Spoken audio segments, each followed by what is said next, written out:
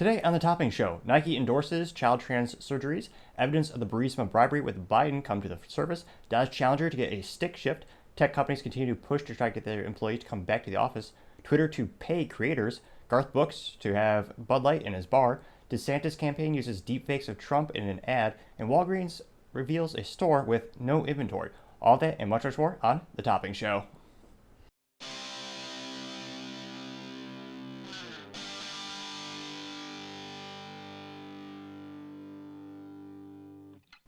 Thank you for taking the time to tune in today. Today's episode of Topping Show is sponsored by Topping Technologies. Topping Technologies is an IT value-added reseller service company with a special proficiency in IT security.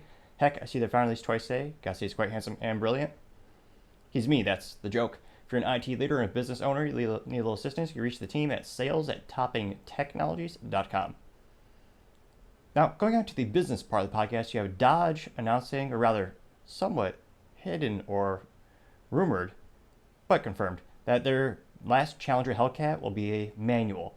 So that's going to be 717 horsepower V8 engine with a 6-speed manual transmission, also known as having 3 pedals, as every car is surely intended. Now, there are rumors that they might be coming back. If you go to the website, just go to Dodge Builder, which is their website where you can custom the car to your preferences with all the accessories.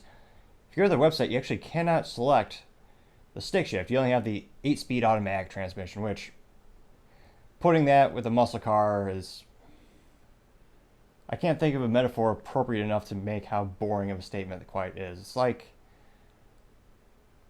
it's hard to really say if you've never driven a stick shift. It is a fun experience. I think every American, every person should try at least once in their lifetime. Much more exhilarating than having an automatic transmission. Now, the drive reached out to Stellantis, which is Dodge parent company, to confirm if the manual Hellcat was indeed back and available. Because you had some dealerships telling folks, hey, it's not on the website, but if you order through us, we can get it to you. Now, the Stellantis representative, again, that's a big European parent company that owns more brands you can possibly imagine, including Dodge, Chrysler, Jeep, and that's just in America. They have many car companies overseas. Now, Stellantis representative said, quote, the Dodge Challenger Hellcat with a manual transmission is now available in low production volumes. Customers can use the Dodge horsepower locator to dodgegarage.com to find a dealer with the remaining Challenger Hellcat allocation and then connect with that dealer in order to place a Challenger Hellcat with a manual transmission, unquote. It's perhaps the best business news I've heard in quite some time because it's actually giving the consumers what they want. A rare thing these days, especially in automotive, where unfortunately most manufacturers have to acquiesce and bend the knee to government mandates and tailpipe emissions, which it's a de facto ban on large displacement, fun, and efficient engines, especially when it comes to actually towing in trucks and diesel, but I digress. Good news, if you want to Dodge, you can get it with a stick shift as intended. Now, other interesting business news, you have Google pushing to get more employees to come back to the office. Now, they're asking the employees to come back to the office 3 days a week. And it's not too surprising for a myriad of reasons. People keep forgetting there's a ripple effect for all these businesses on why they want you back in the office. It's not just micromanagement. A lot of the cities that they negotiate with for tax breaks mandate you're going to have a certain amount of people in the office these days. You're going to have an occupancy rate. So that if we give you a tax break, let's say, for example, in Texas, there are tax breaks for a business. Let's say they move here, they're going to build a big headquarters. The cities, the municipalities might say, hey, we're going to give you a break. You do not have to pay any property tax for X amount of years because you're going to bring and generate thousands of jobs. And all of those people are going to have to pay sales taxes when they go to all the local stores, all the local restaurants. And there are also a myriad of other taxes they'll pay as well. So it does help boost the economy, and many states have prudently taken that business decision in order to attract businesses. And lo and behold, lower tax rates and incentives, businesses like that, which is why they're all leaving California. Now, Google also has those same issues, and they also spend countless millions, billions of dollars on their campuses. Prior to COVID, it was the pinnacle of the employee experience in terms of they have a great culture that you're a part of. You could have an on-site apartment. You have your groceries delivered to you. You had laundry services. this was years before they were adopted en masse, and you actually have apps on your phone. So nowadays, everyone can get groceries delivered to them. But Google was very cutting edge. They made it extremely convenient, so you never had to leave their culture campuses. So it was a very unique employee experience. A lot of them loved that because there are a lot of conveniences there. They also had on-site daycare and a bunch of other a myriad of benefits. So they invested hundreds of millions of dollars, billions of dollars into this physical campus and physical infrastructure. And for the past couple of years, they've all been working from home. Now, Facebook is also having the same issue where they're trying to get them to come back to the offices as well. They're actually doubling down. And last week they told the audience, they told everyone that, specifically they said, quote, they're going to push to get workers back in the office, warning that some employees currently assigned to an office must return to in-person at least 3 days a week starting this September, unquote. And that really doesn't sound that bad of an idea yet, because let's be honest, how many people actually get work done on a Monday? Very few and far in between. I would venture to say not very much. And Fridays, most average workers, not too much. So basically getting a 5-day weekend. I debate how many hours actually people put in Mondays, Fridays. But this also make it so you can have some team cohesion, get to see some people face to face, build the culture of the company. So a lot of people say it's a good middle ground. Other interesting business news, you have Twitter starting to pay creators for ads in their replies. Now, this is a huge business move by Twitter, since one of the detriments to the platform is that there's no fiscal incentive to actually go on the platform. You have the competitors, like most famously YouTube, where if your channel is monetized, which I believe you have to have at least 1,000 subscribers and I believe 4,000 view hours, so knock on epoxy and wood, we'll get there someday, and I appreciate everyone taking the time to like, subscribe, and comment on this video. But once your channel is monetized, then you do get some money from Google via the ads. It's an avenue in which you have an ad share. You share the revenue from the ads between Google and yourself. Well, YouTube, but Google owns everything. So that's why a lot of people are attracted, and a lot of creators are on YouTube because of that specific reason. Now, Twitter, if they can actually incentivize people to go there exclusively and get a little exclusivity for all those creators, that'll be a huge push. Now, relative to the whole economy of the billions that people will actually generate on YouTube, it's not going to make that big of a dent. Now, Elon has set aside, it looks about $5 million, and that's going to be the first payment block. And of course, they're going to divide it based on the contributions and the ads that people do. And Elon did specify, quote, the creator must be verified and only ads served to verified users.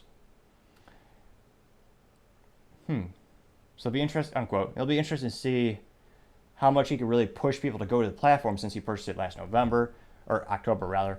He's made some great strides, but really interesting to see what are a couple extra nudges they may be able to get people who make money creating content to go to that platform. Now, going on to the culture part of the podcast, you have Nike. Now, Nike is currently endorsing child trans surgery for Pride Month. A very unusual stance, some might say, from a apparel company, although given the industry, perhaps not too unusual at all.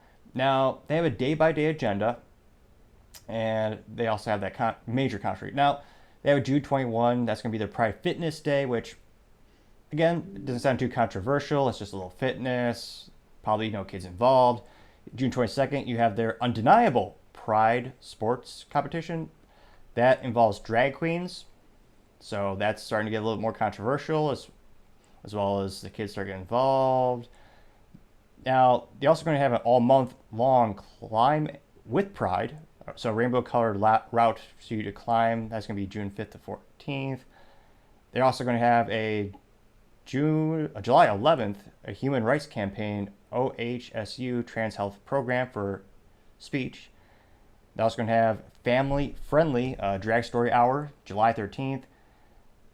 So it becomes more and more controversial as children are involved in many of these explicitly sexual situations where you have people barely wearing any clothing, prancing about, doing all sorts of sexual-themed physical activities. Now, the big controversy is Nike directly endorsing and supporting Mr. Dr. Blair Peters, who is from the Oregon Health and Science University. He will be speaking, although I should specify his pronouns are he, they, so I am respectful, some might say. Now, on Twitter, this individual has pink hair, Elton John glasses, and he has proudly tweeted that he has admitted to performing irreversible surgeries called gender-affirming top surgery for adolescents. Now, he specifically tweeted, quote, performed gender-affirming mastectomies, top surgery, for 3 young adults and adolescents today. All had supportive parents. You could see the family relief the second we wheeled back from the OR. I could see the shift. We made it. We have a chance, unquote. Now, again, this is something that we were all told, no, kids are not being, it's not kids, this is just adults consenting. There's no grooming, there's no controversy here. The kids aren't being taught to go a certain down path, or definitely not surgeries. Well, not only are they happening, they are bragging about irreversible surgeries on children. Again, a child cannot consent, and these parents are being emotionally blackmailed in the worst possible way. Every time I hear these arguments, it's always saying to the parents, if you don't let us do this surgery, your child will kill themselves. Which, it's a bad argument when the backstone, the cornerstone of their argument is emotional blackmail used to specifically manipulate the end user and the parents. And it's not true, because for thousands of years, kids were not getting that surgery, and the suicide rates have not varied in any way to suggest that affirming care affirms anything or actually decreases that risk. Now, I think a good summary of this particular person could be shown in this video. And this is something where this was a video on YouTube called Meet OHSU's Dr. Blair Peters. So this is on there. They publicly put this out there. And this has 4.7 thousand views and 15 likes, which, from a statistical anomaly, to say it's not statistically possible for that to happen. In terms of, there's about 5,000 people watched the video. I guarantee you thousands of people are down liking this video. But to only have, it kind of just shows you how, behind closed doors, I don't think there's much support around these surgeries. I think a lot of people are scared that they'll be ostracized, completely ostracized from society. They'll lose their jobs, they'll lose their family. In some countries, including Canada, your child will be taken away if you do not affirm their ideals and perform these surgeries. That happened. Most famously, the example is documented is in Matt Walsh's documentary, What is a Woman?, where they talk about a father whose daughter was stolen from him by his wife, and the surgeries were performed regardless of his consent. And again, if you don't use your child's preferred pronouns in Canada, it's called child abuse. I'm not joking. It should be terrifying to most parents to hear that. Now, without further ado, I will play this video. And of course, the comments are deactivated. Yet another sign of your ideas. It's probably a nice way of just saying your ideas suck. Because silence, if the only way, like a lot of these topics, you see leftists, and again, I like to differentiate. You have people on the left, you have people on the right, then you have leftists who are far left, and you have the far right as well. It's astonishing how much they share in common, but if the only way you could win your argument is by complete censorship of the opposition, your idea is indefensible, which again is why the comments are deactivated. Now, I might not like some of the comments in my videos. I've had some critiques, some illogical, but in terms of they'll just say, I'm not good, but they won't specify. Like, well, give me something. If you can quantify that, maybe I can work on it. But if you just say, I'm not good, well, that doesn't really help too much. So I might not agree with all the comments, but I always have the YouTube settings in which all comments are accepted on my videos. Because again, I might not agree with everything you say, but I will fight to the death for your right to say it. Everyone deserves free speech. Now, without further ado, let's listen to Dr. I don't think he's a real doctor, Mr. Oh, I don't know if that's his pronoun. Blair Peters. And the audacity, he's wearing a tactical turtleneck with a suit on top. Completely defeated, so it's a black turtleneck with a tan suit. Completely defeating the purpose of the tactical turtleneck. Because, obviously, very visible to see a tan suit. I myself went through my own sort of gender identity and exploration of my own queerness, and as like a teenager and young adult. Again, that's a pejorative term if you use it in one way, but this is okay. I clung to the term gay because that's all I had, that's all I knew, but it never felt right. I never felt at home in that label, and it was over time as I started engaging. The music is quite entertaining.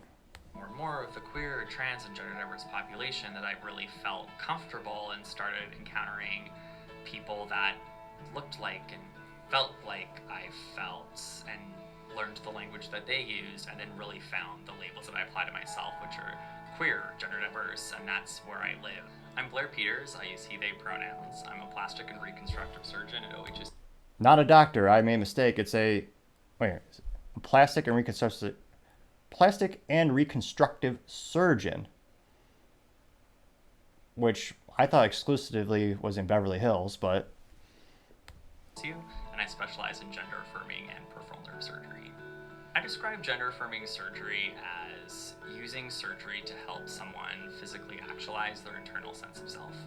So I view surgery as changing something that makes someone feel dysphoric to make them feel euphoric and better and more comfortable in their own body.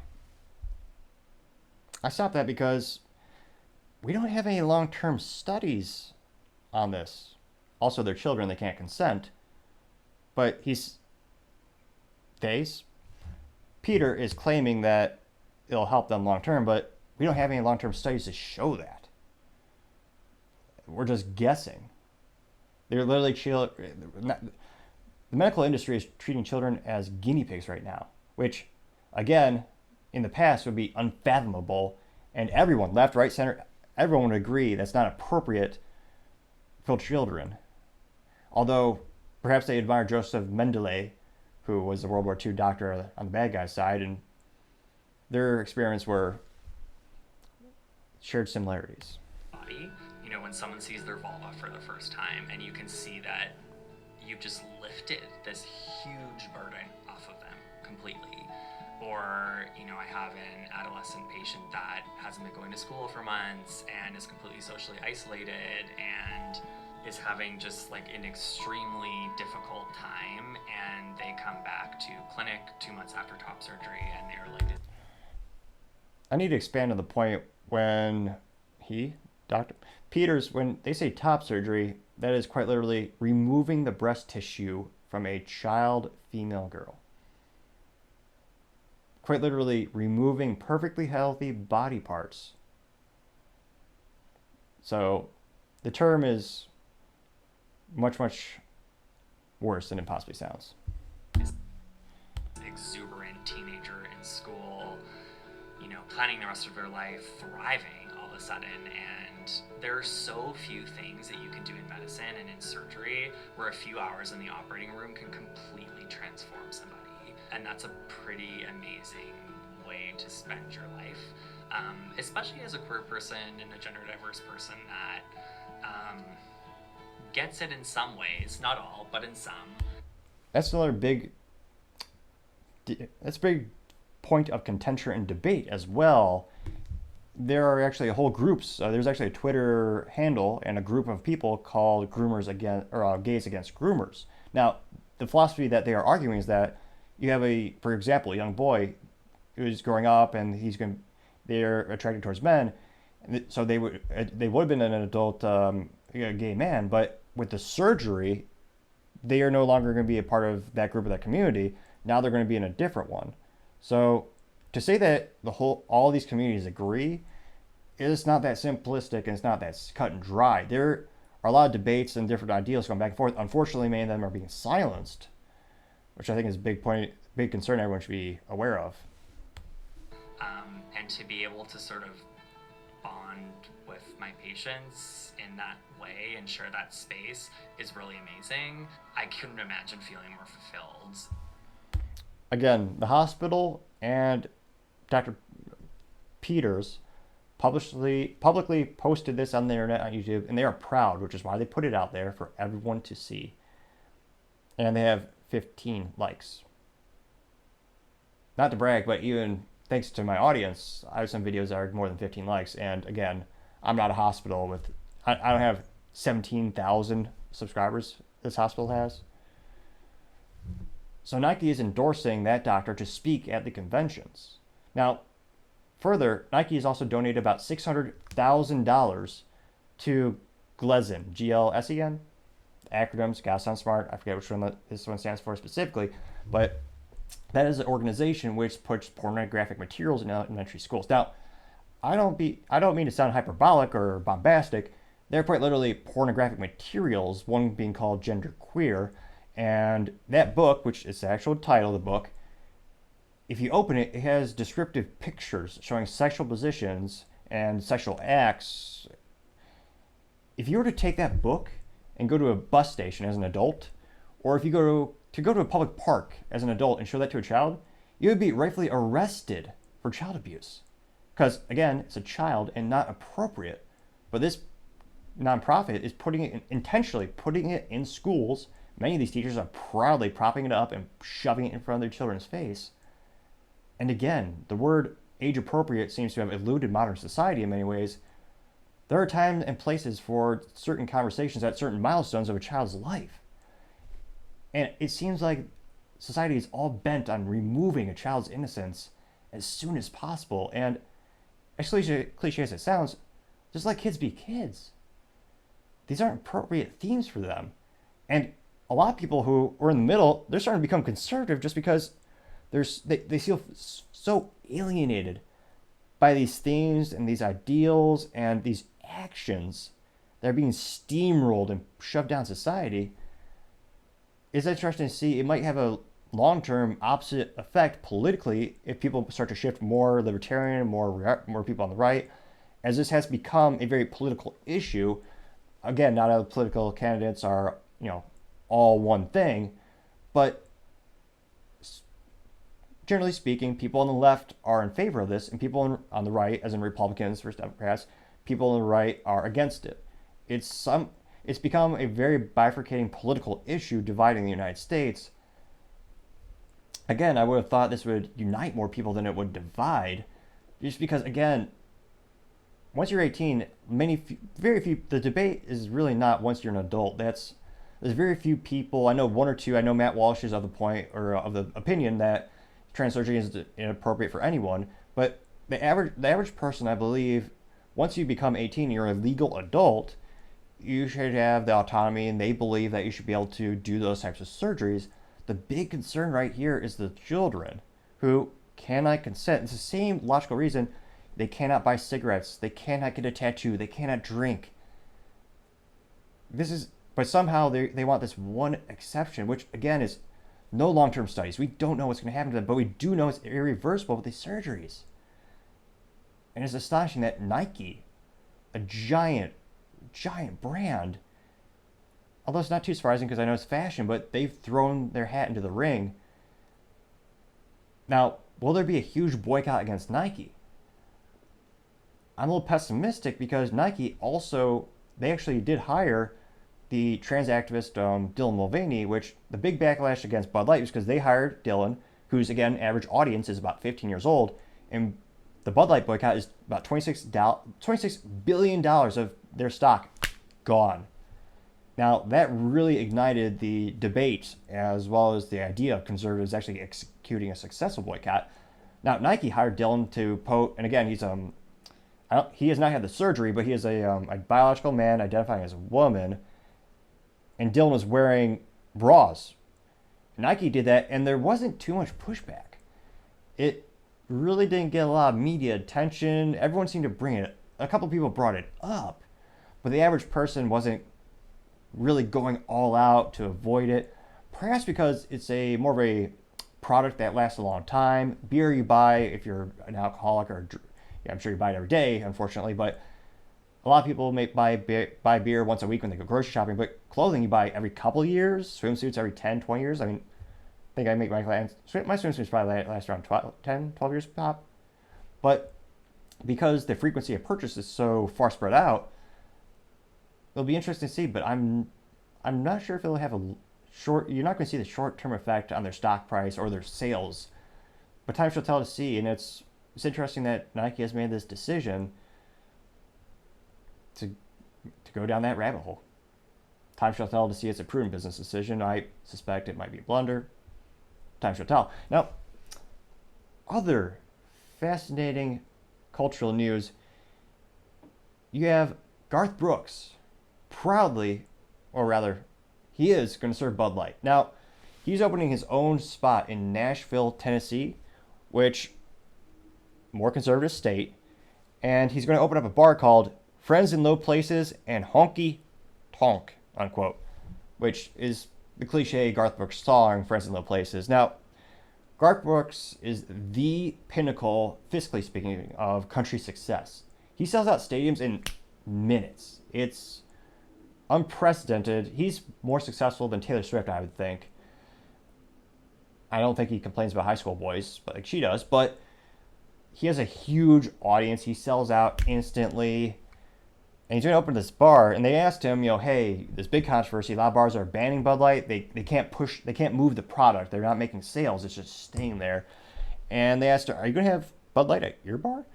And he said, quote, I want to be, I don't know how to do his voice, but impressions usually involve just removing all emotional intelligence and facial expressions to look like a serial killer. But he says, I want it to be a place where you feel safe in. I want to be in a place where you feel like there are manners and people like another. And yes, we're going to serve every brand of beer.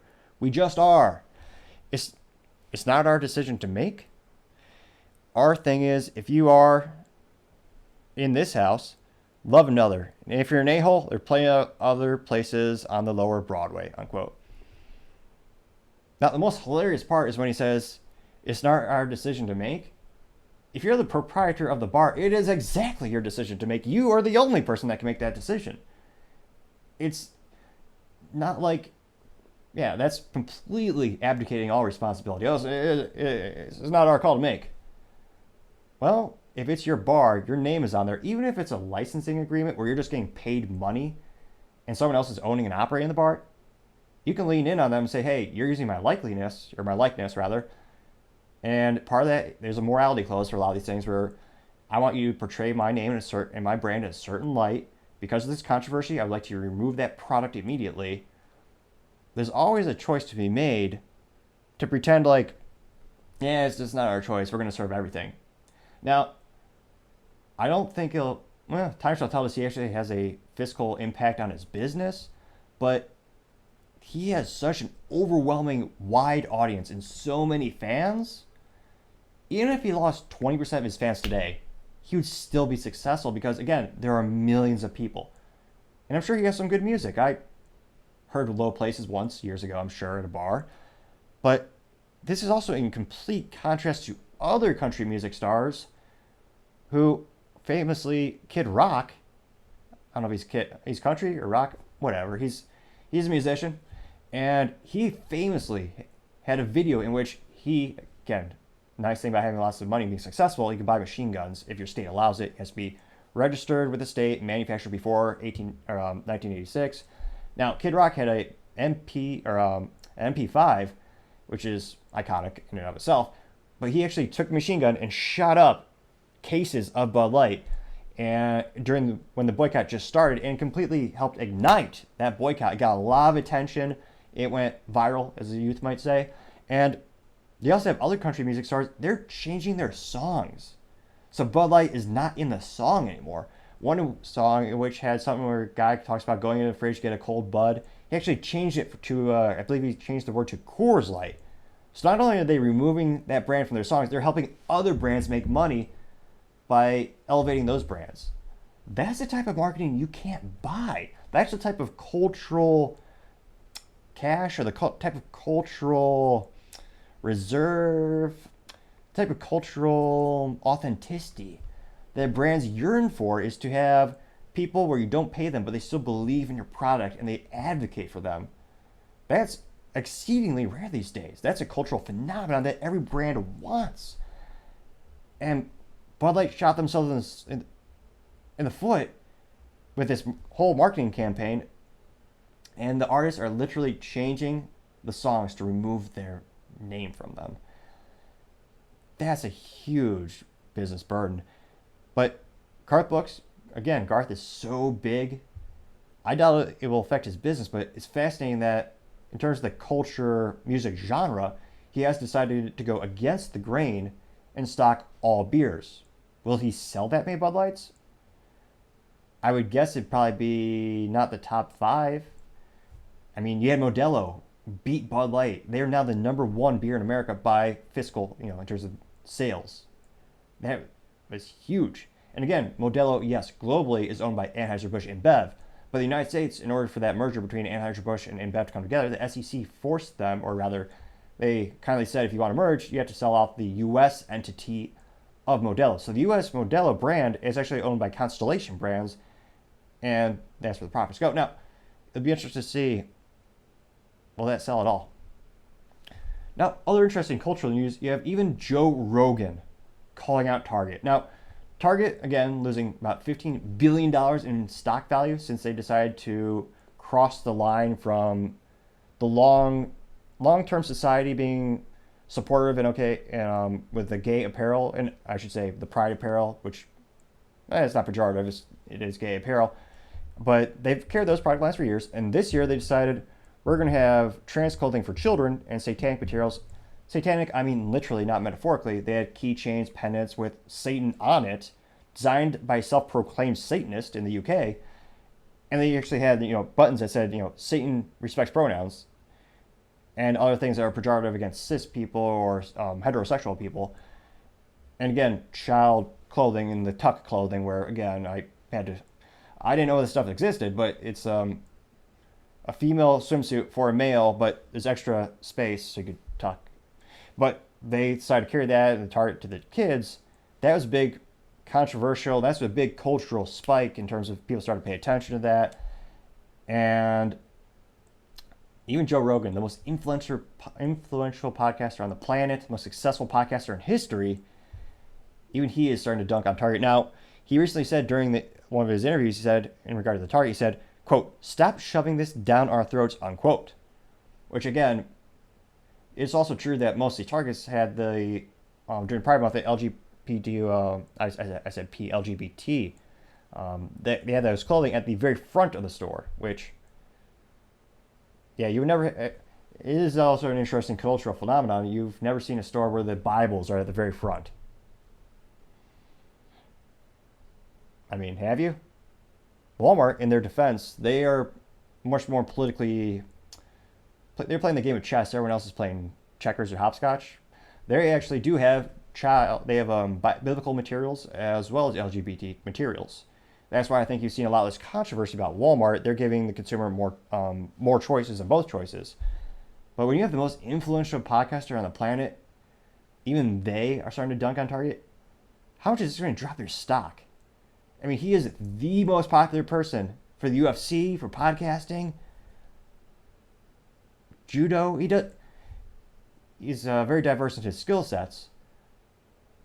How many people who listen to him on a daily basis and who respect his opinion, how many of them are going to start paying attention? Because even if it wasn't on their radar before, having him called out, that's some of the worst press Target could ever possibly imagine.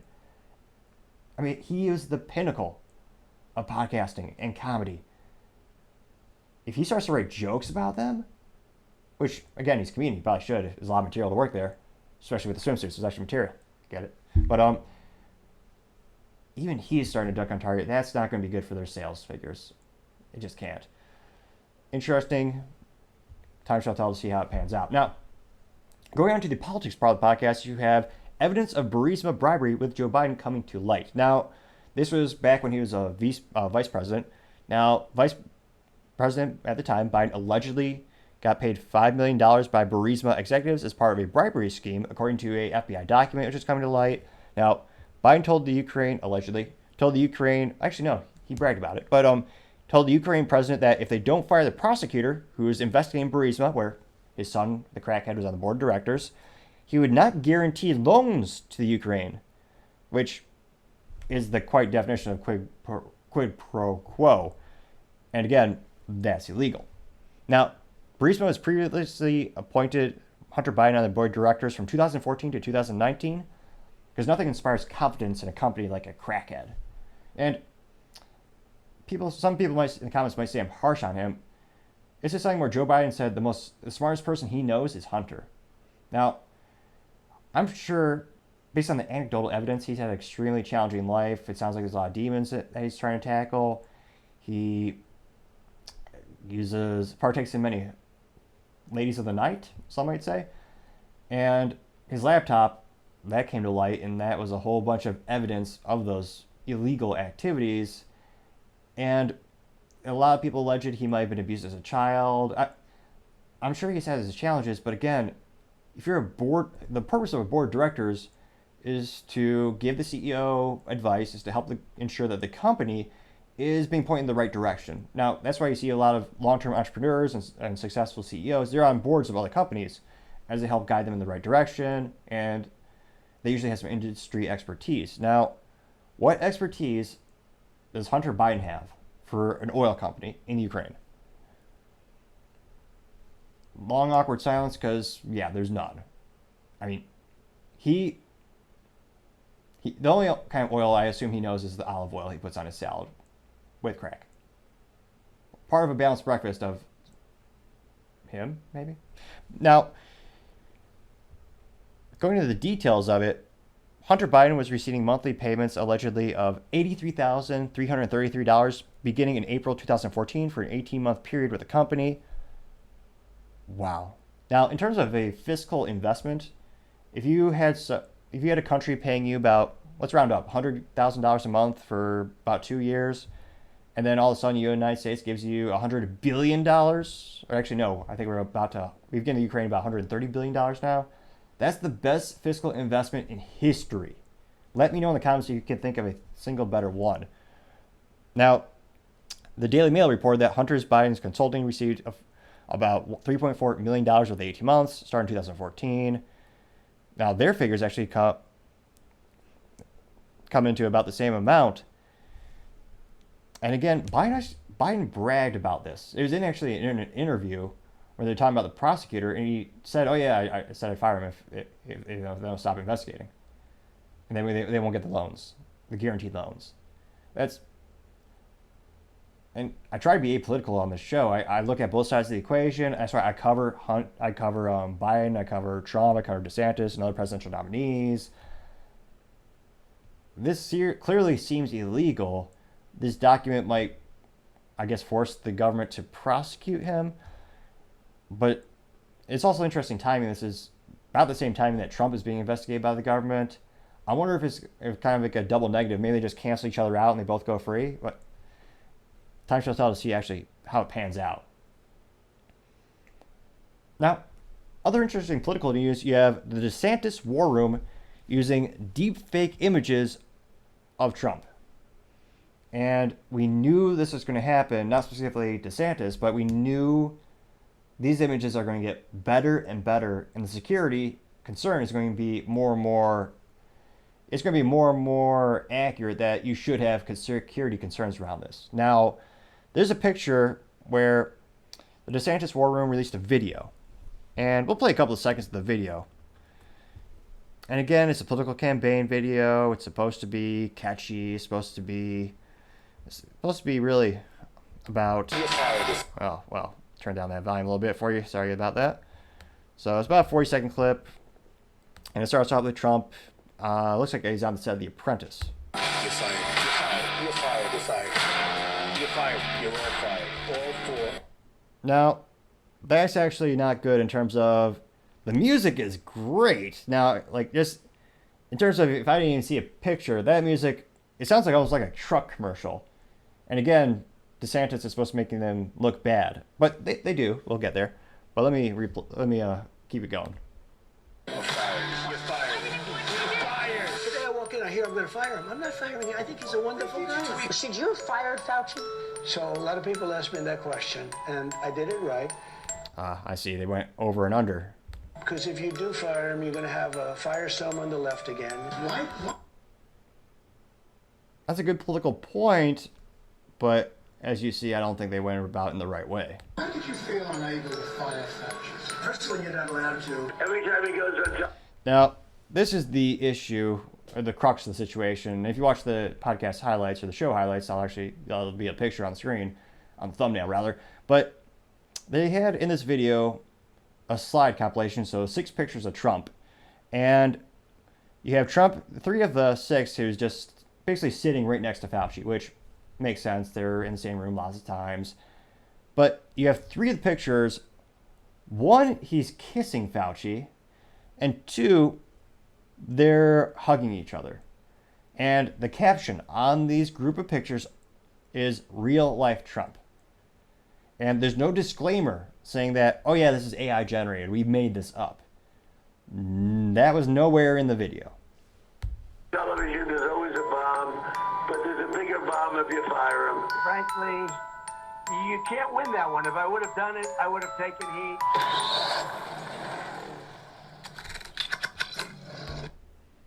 So DeSantis' team thought that was a prudent political chess move, which in the beginning, they moved the pawn a couple places forward.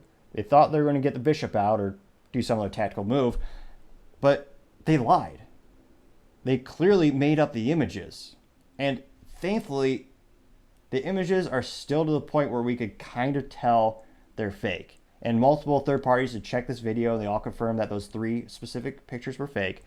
And the DeSantis supporters are actually doubling down, saying, oh no, this is okay. Which, again, I think he had a couple great things that he's done as governor, like the fact that he kept the state open. Their economy is phenomenal, partially because of their fiscal and political incentives that they have. But the logic that they're going with is terrible. The DeSantis supporters, again, not all of them, but they're saying, oh no, this is okay because Trump once posted a picture of Ron DeSantis riding a rhinoceros.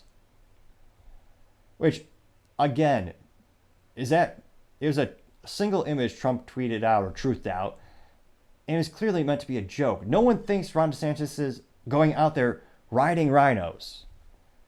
Although he might get more votes if he did, because that would be pretty masculine and energetic. And again, a couple of his past videos have been a little bit more passive. But the one that Trump did with the rhinoceros is poorly photoshopped. It was a joke. These were AI generated, specifically made to make him look like he was cozying up with Fauci. And the video, the caption said, real Trump. And all this does is give Trump ammo. So when he's at the debate, and they're going back and forth, and Ron is going to go, oh no, why didn't you do this? Why did this? Well, Trump is just go, well, why did you lie? You made up this pictures. They're clearly lies. You can't maybe beat me in an honest race. You're supposed to be honest, Ron DeSantis. Perhaps the worst Trump impression you've heard all week. Time shall tell. But it almost seems like they're giving Trump ammo. Because again, DeSantis' whole shtick was he took the high road. He had less baggage than Trump in terms of controversy. And he's more buttoned up. He's more of a traditional politician. But they chose to go with this approach and completely that's got to be the political blunder of the week. Because, again, Ron DeSantis, if he wants to win, highlight your strengths. It's going to do a lot more than highlighting Trump's weaknesses. It just, terrible political move. I mean, if I was Ron DeSantis, we focus on his military career, highlight the hell out of that, highlight your proven track record of how he should be focusing on how he won Florida. When he first won the governorship, he won by less than 1%. He won by a razor-thin margin of victory. The second time he ran, he won by almost 20%. Unprecedented political success like that. I haven't seen a single instance of a politician winning by a bigger margin. That's a huge improvement. What he should be doing is going on TV every day and saying, hey, I have a proven track record. I built upon a win, and I knocked it out of the park. That's what he should be saying. That's what we need to do with our initiatives, our philosophical ideals. And he's not focusing on that enough. He's doing stuff like this, which clearly I think damages his odds of becoming the nominee and even becoming the president. So in terms of politics, that's got to be let me know in the comments if you want me to do like a political blunder of the day. And the more and more we grow the channel, we'll also have a comment section. But that just has to be a political blunder of the day. Maybe we'll start that category today. Now, going on to the business blunder of the day, you have Walgreens unveiling a new store to combat the culture. Chicago. It has no products. So This is in response to the unprecedented amount of rampant shoplifting in the city of Chicago. Now, when you go to the store, there's only 2 aisles. And they have a couple products on there. Everything else is behind locked doors. So it's an interesting phenomenon, some may say dystopia, where you go to these kiosks, you enter what you want, and then behind secure doors, the employees walk it out, and then they deliver it. Pause for dramatic effect. But again, I don't know how much this is going to do because, again, a bad guy they could suit up. Well, let's be honest. They don't suit up. They could sweater up. I don't know what you call them. The ski mask up. But well, even if they don't do that, they can just go to the kiosk, order it, and then they come out and you ambush them. And again, this just gives more of a competitive edge to Amazon because they'll just deliver everything. But really, the business blunder is doing business in the city of Chicago. It's not profitable. It's not safe for your employees. Get out. Again, if they really want to turn the city around, they've had 100 years to do it in terms of who's controlled the city, Democrats. But if you want to fix the city, you need to double or triple the police force. Make sure try to get rid of the corruption, increase the actual enforcement of the law to attract businesses, to show businesses it's safe for you and your customers, which if you start the businesses, then people actually get jobs and you'll attract people to move there. But these companies are all bleeding money left and right. One of the articles, when they noted that Walmart was actually leaving their stores, they were there for over a decade and didn't make a profit. A decade. I believe one of them was actually 17 years. They never made a profit once they put the store there. Which, from a business, you cannot bleed for that long. Bleeding being a fiscal term where you're actually losing money year over year. And those stores, not only are they losing money, but their employees are threatened daily. So I don't see an upside. And again, this idea, while some call it innovative, it is different, and they are incorporating technology, they're putting a Band-Aid on the problem. They're not fixing it. And again, they're a business. That's not necessarily their job. They could maybe, in terms of how they could fix it, perhaps they could actually donate to a political figure who isn't corrupt as hell or actually wants to change things. Tall orders, I know, but this isn't going to fix the issue, and this will also slow down everything. In terms of the customer interaction, instead of going in and getting what you want and checking out, you're adding steps to the process. Some might say, or perhaps you can order at home and then go pick up. Again, that would actually probably just drive more home deliveries, thereby reducing the need for brick and mortar. But just having the store there, all these stores and businesses have finite resources. Why not open a different store or a store in a different location where you don't have these issues and your employees can be safe, your customers can be safe? It's just to invest all that money in all those resources and still ignoring the fact that there's going to be crime there. There's going to be issues with the store.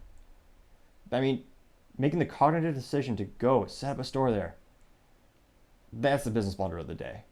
Thank you everyone for taking the time to tune in today. Cannot thank you enough for your time, taking the time to like, subscribe, and comment. All the feedback is greatly appreciated.